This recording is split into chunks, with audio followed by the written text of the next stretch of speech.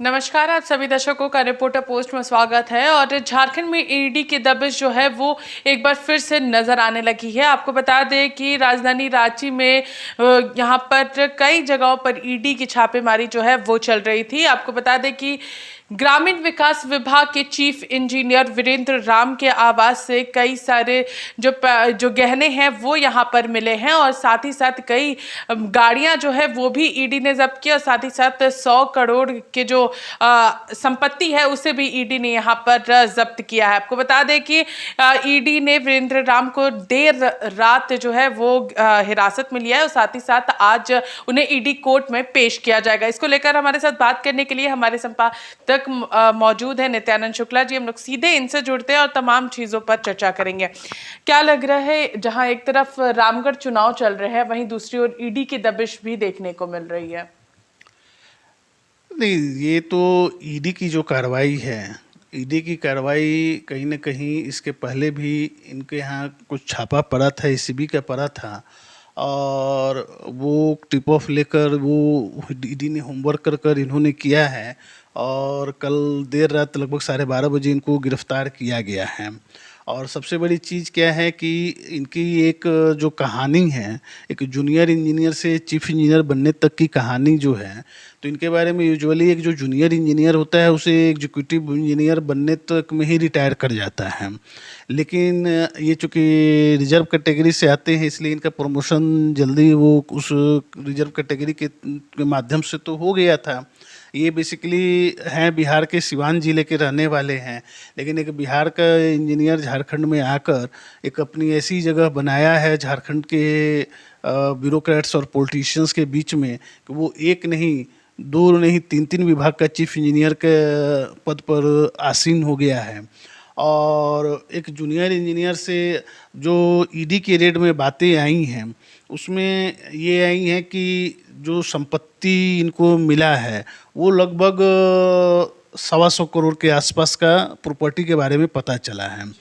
और एक जो प्रॉपर्टी है डिफेंस कॉलोनी दिल्ली में है, बहुत ही मतलब वीआईपी एरिया में से माना जाता है, वहाँ पर 4 करोड़ का जो ऑफिशियल संपत्ति है। तो इन्होंने बोला है कि ये उनके फादर के पेंशन से आया है, लेकिन उनके फादर का पेंशन उतना था नहीं। वो लगभग प्रॉपर्टी 10 करोड़ से ऊपर की बताई जा रही है। तो सबसे बड़ी चीज़ क्या है कि ईडी ने जो दबिश इनके ऊपर डाला है, कहीं ना कहीं स्पेसिफिक इनपुट था, और कहीं ना कहीं काली कमाई का जो राज था, जिसको इन्होंने भी, ईडी के जो सूत्रों का कहना है कि कहीं ना कहीं इन्होंने भी एडमिट किया है कि भाई हमें तो मात्र एक छोटा सा हिस्सा मिलता था, जो बड़ा हिस्सा था वो कहीं ना कहीं उनके ऊपर के लोगों के पास जाता था।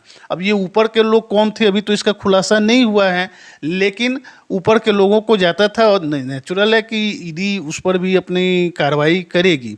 लेकिन ये सबसे बड़ा दिलचस्प है कि वीरेंद्र राम जो है, ये हमें याद दिलाता है, जब आपको याद होगा जब वो फॉडर स्कैम केस 90s के दौर में निकला था, तो उस समय में फॉडर एनिमल हस्बेंड्री डिपार्टमेंट के एक अधिकारी होते थे श्याम बिहारी सिन्हा, जिनको king ping of fodder scam कहा जाता था। और कहीं ना कहीं बताया जाता कि उनके एक सिमिलरिटी जो दोनों में आपको देखने को मिलेगी। इनके यहाँ से जो ईडी के सूत्रों का कहना है कि इनके यहाँ जो पानी आता था वो फ्रांस से पानी आता था, इनके परिवार के लिए पानी पीते थे लोग। और हम लोग एसबी सिन्हा के भी कहानी सुने थे, उस समय सीबीआई बताती थी कि उनके घर परिवार में बच्चों को अगर जो कॉफ़ी पीने का मन करता था तो रांची से फ़्लाइट पकड़कर दिल्ली जाते थे, और होटल हयात और जो बड़े बड़े दिल्ली के होटल है वहाँ पर कॉफ़ी पीते थे और कॉफ़ी पीकर लौट आते थे रांची। तो इस तरह की भी चीज़ें हमें सुनने को मिली थी। श्याम बिहारी सिन्हा के बारे में एक और बात बताई जाती थी कि जब उनके यहाँ शादी विवाह होता था तो बारातियों के लिए गोल्ड का चेन और सफारी सूट, इस तरह की चीज़ें आम बारातियों को भी गिफ्ट में दी जाती थी। तो कहीं ना कहीं हमें वो जो यादें हैं, वो हमें आदि यादें जो है ताज़ा हो गई हैं, जब वीरेंद्र राम की कहानी जिस तरह से ईडी सूत्रों का बताना जा रहा है कि किस तरह के पानी में रहते थे। एक और इंटरेस्टिंग इसमें कहानी थी आई है कि ईडी के अधिकारी जो 2 दिन तक रेड करते रहे हैं, जब वो बाहर से खाना मंगाकर एक एक कर कर वो डाइनिंग टेबल चाहते थे कि डाइनिंग टेबल पर बैठ कर खाएं, तो वीरेंद्र राम की पत्नी ने उन्हें काफ़ी डांट लगाई कि तुम्हारी औकात नहीं है, मेरा डाइनिंग टेबल गंदा हो जाएगा, तुम्हारी औकात नहीं है, कितने महंगे टेबल पर बैठ कर खाओ।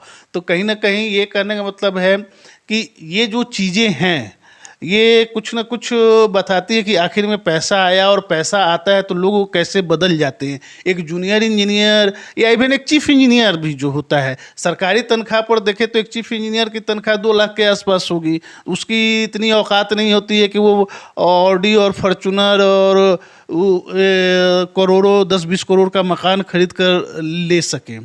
दूसरा एक चीज़ और मुझे याद आता है कि फोटो स्कैम में जब उजागर हुआ था तो पटना में एक व्हाइट हाउस की कहानी आई थी।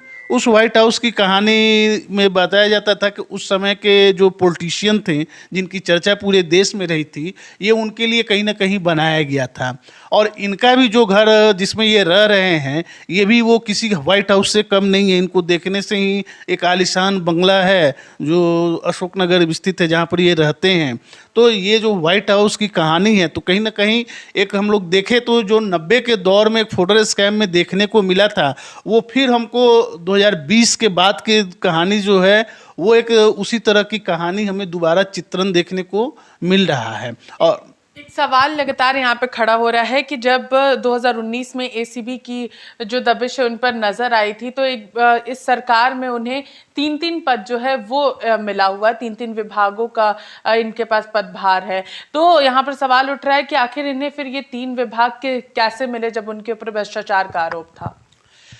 देखिए, सत्ता में तो ये होता है ना कि आप ब्यूरोक्रेट्स की, आईएएस की भी बात करते हैं। झारखंड में आज पूजा सिंघल अरेस्ट हुई हैं मनी लॉन्ड्रिंग के केस में और कुछ इलीगल मनरेगा के घोटाले के केस में, लेकिन अगर जो वो बाहर आ जाती हैं तो फिर वो रिइंस्टेट हो जाएंगी, फिर कहीं ना कहीं सेक्रेटरी बन जाएंगी। क्योंकि हम लोग का सिस्टम ये है कि जब तक आप कन्विक्ट नहीं होते हैं तो किसी भी अधिकारी को आप, वो जेल में है बहुत समय तक, आप सस्पेंड कर कर नहीं रख सकते हैं या उन्हें आप कार्यों से बाहर नहीं रख सकते हैं, क्योंकि हमारा इस तरह का ये सिस्टम बना हुआ है।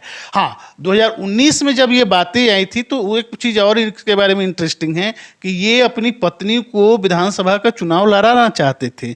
और उस समय में जो बातें आई कि उस समय की जो रूलिंग पार्टी थी वो टिकट के लिए यहाँ चल रही थी और उनके साथ ये इनके बहुत अच्छे संबंध थे। लेकिन जो एसीबी की कार्रवाई हुई थी तो वो बातें कहीं ना कहीं ठंडे बस्ते में चली गई थी और लोगों ने उस समय की जो रूलिंग पार्टी थे वो अपना कहीं ना कहीं उससे दूरी बना ली थी, ताकि कोई भी चुनाव के समय में दाग अच्छे नहीं होते हैं। इसलिए लोग चाहते हैं कि हम उस तरह के दाग से दूर रहें। तो यहाँ भी इस तरह की जो चीज़ें हैं वो हमें देखने को मिली थी। तो यहाँ पर कई सारी बातें जो है फिलहाल निकल कर सामने आ रही है और सबसे बड़ी बात यह है कि 2 बजे आज उन्हें ईडी कोर्ट में पेश किया जाएगा, जिसके बाद ईडी ये पूरी कोशिश करेगी कि उन्हें रिमांड पीरियड में लिया जाए और उनसे और भी कई चीज़ों पर चर्चा हो सके, उनसे और भी कई सारी बातें जो है वो ईडी यहाँ पर निकलवा सके। तो अब देखना यह है कि आखिर ईडी को आगे की कार्रवाई में क्या कुछ मिलता है, क्योंकि मनी लॉन्ड्रिंग से ये मामला जुड़ा हुआ है, जिसको लेकर के लगातार ईडी जो है झारखंड में अपनी कार्रवाई करती हुई नजर आ रही है। बहुत बहुत धन्यवाद सर। और भी ऐसी अपडेट के साथ आप बने रहिए रिपोर्टर पोस्ट के साथ। मैं पूजा, नमस्कार।